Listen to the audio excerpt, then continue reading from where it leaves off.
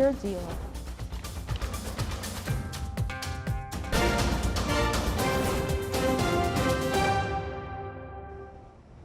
Those were the headlines. Now for the news in detail.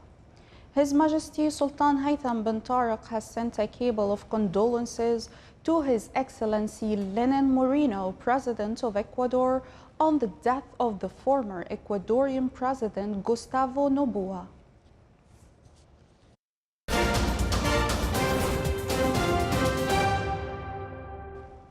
Russia today welcomed initial steps taken by the United States to find compromise on the Iran nuclear deal.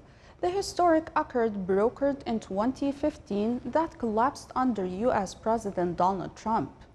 The deal brokered in 2015 by then-President Barack Obama saw Iran drastically scale back its nuclear program in exchange for promises of economic relief. Trump withdrew from the accord in 2018 and reimposed sweeping sanctions on the Islamic State. The Biden administration yesterday offered talks with Iran led by the European allies and reversed two largely symbolic steps against Tehran imposed by Trump. Those steps include a retraction of calls for international sanctions on Tehran and the removal of curbs on Iranian diplomats in New York. After the offer for talks, Iran today renewed its call for the U.S. to lift all sanctions imposed by the previous administration in the U.S. The novel coronavirus has killed more than 2.4 million people since the outbreak emerged in China in December 2019. At least 110.26 million cases of coronavirus have been registered. Out of these, around 67.6 million are now considered recovered. Yesterday, 11,633 new deaths and 403,810 new cases were recorded worldwide. The United States and Brazil after that, Brazil comes with 243,457 deaths, Mexico 178,108, India 156,111, and Britain with 119,387 deaths. Europe overall has 821,409 deaths, Latin America and the Caribbean 652,237, Asia 250,594, the Middle East 101,809, and Africa 100,324 deaths.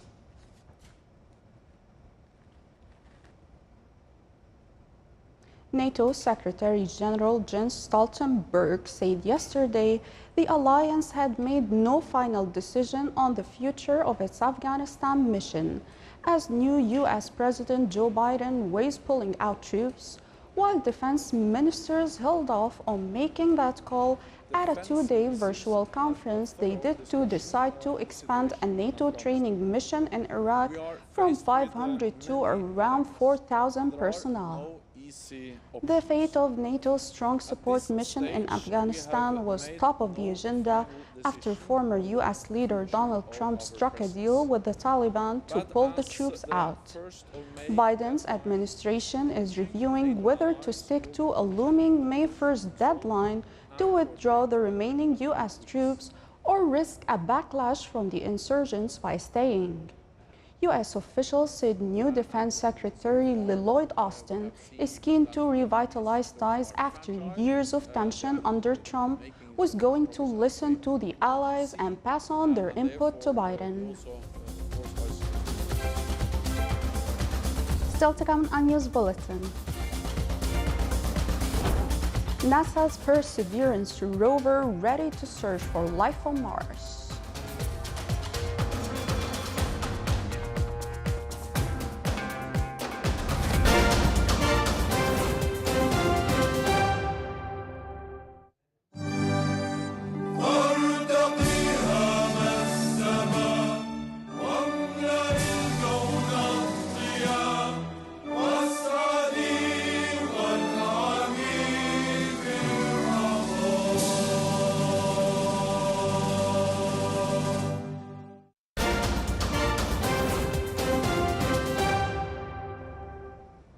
Welcome back to the news from the Sultanate of Oman television.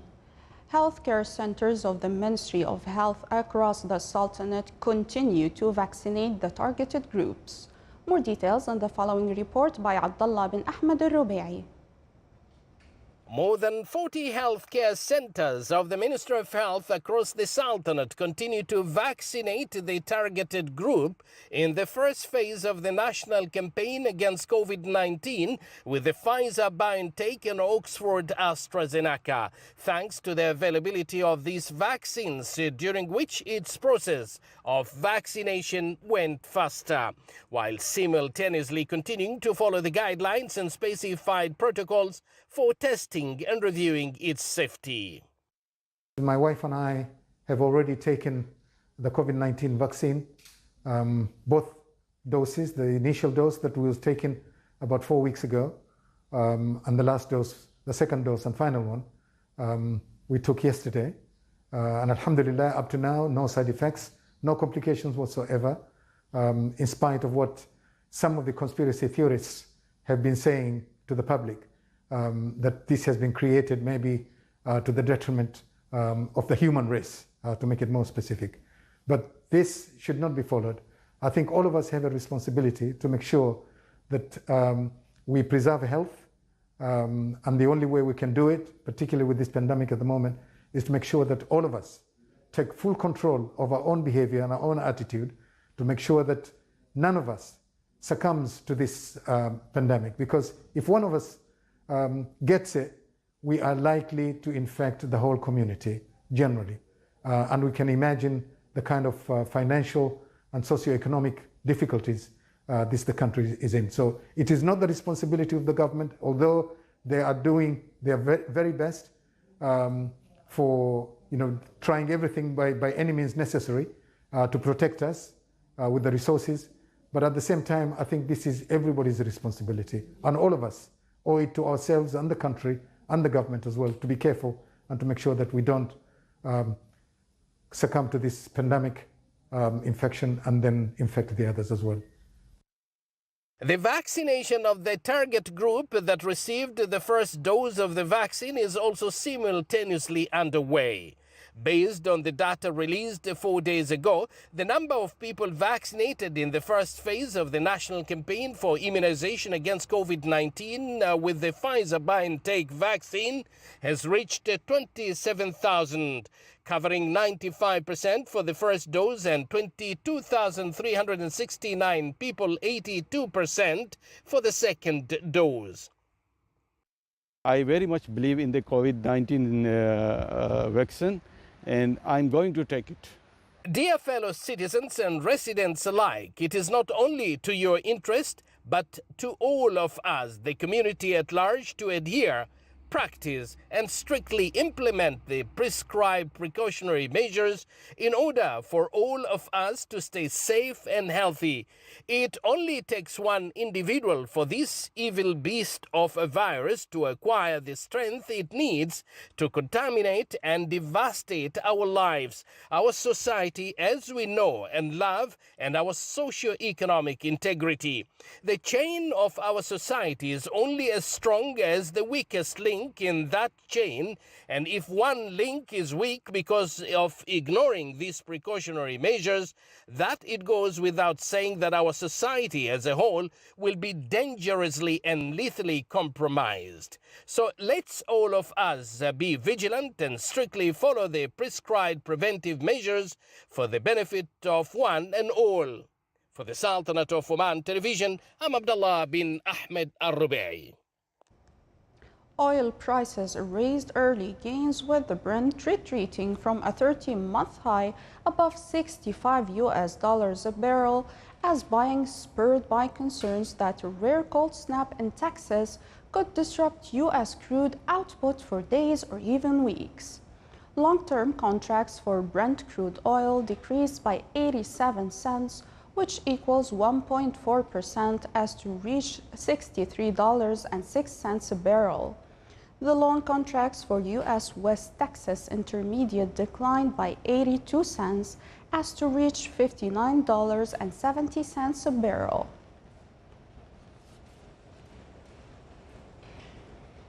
Oman oil price April delivery reached today $60.69 for barrel, decreasing by $2.89 compared to yesterday price. The average price of Oman crude oil March delivery amounted to $54.78 for barrel, increasing by $4.79 compared to the price of February delivery. Firefighting teams of the Civil Defense and Ambulance Department in the Governorate of Muscat managed to control a fire that broke out in a vehicle repair workshops and the sale of spare parts for used cars in the industrial area in Wadi al-Kabir yesterday afternoon. The Public Authority for Civil Defense said that it didn't record any cases of injury among the workers in the workshop or the workshop surrounding it. The authority called for the necessity for institutions and companies to adhere to the safety requirements issued by them to avoid the occurrence of such incidents.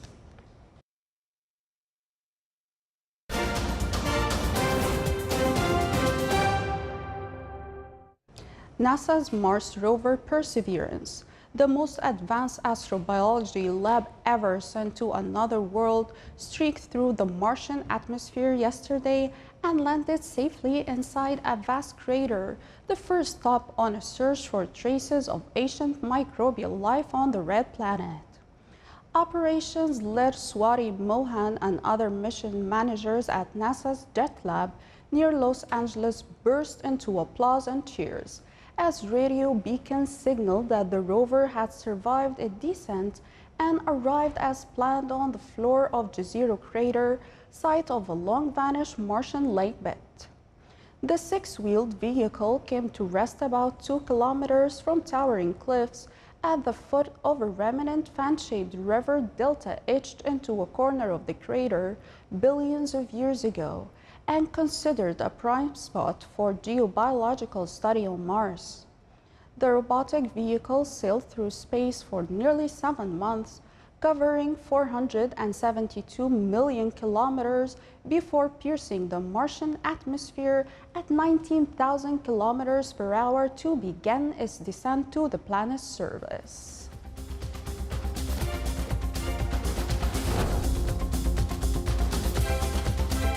This is the Sultanate of Oman television. Before we end tonight's news bulletin, here are the main points once again. His Majesty Sultan Haytham bin Tariq sends a cable of condolences to His Excellency the President of Ecuador on the death of the former Ecuadorian President Gustavo Noboa. And the United States says it would accept an invitation from EU for a meeting with participants of Iran nuclear deal. With that, we come to the end of tonight's news bulletin. From all of us here at the newsroom and the studio, we would like to remind you one more time to keep following the precautionary measures of wearing face masks, washing hands, and keeping physical distance from each other. From all of us here, good night.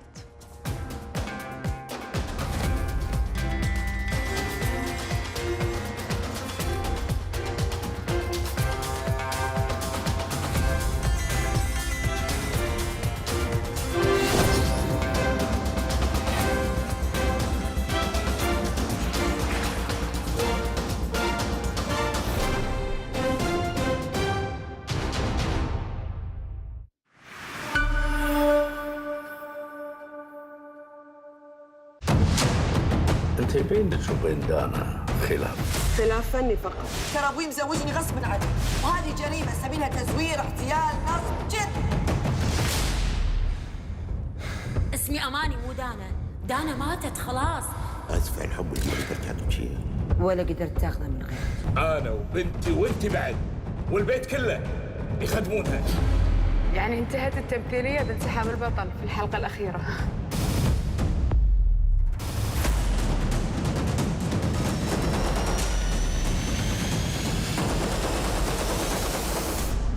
فيصل مثل طارق، مجرد شغف الفن اللي يسكنك.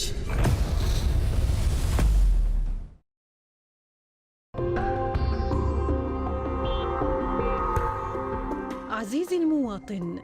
حرصك على تحديث بيانات حساب الكهرباء يضمن حصولك على التعرفة الصحيحة لاستهلاك الكهرباء، ويضمن سهولة التواصل معك في حالات الانقطاعات الطارئة. لتحديث بياناتك إلكترونياً، توجه للصفحة الخاصة بإعادة توجيه دعم الكهرباء في الموقع الإلكتروني لمجموعة نماء القابضة، أو الموقع الإلكتروني لشركة الكهرباء في منطقتك.